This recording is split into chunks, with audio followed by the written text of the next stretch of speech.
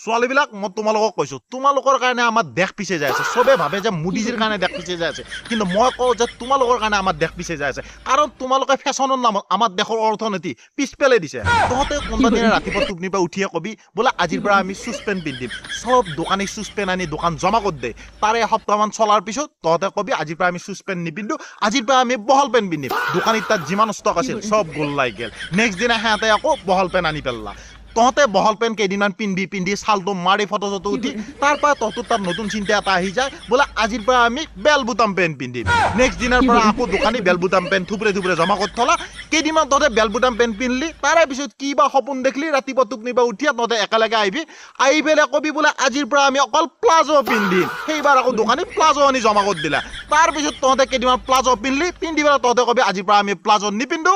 আজিৰ পৰা আমি চাৰাৰা পিন্ধিম আগতে যিমান প্লাজো জমা কৰিছিল দোকানী সেসোপা গোল্লাই গেল বৰবাদ তহঁতে ফেশ্বনৰ নামত কৰা এই অত্যাচাৰৰ কাৰণে আমাৰ দেশৰ অৰ্থনীতি পিছে যাই আছে আৰু আধা দোকানী তহঁতৰ কাৰণে ওৰা ৰাস্তাই পাগলা হৈ পেলাই পাত বটালি বুটছি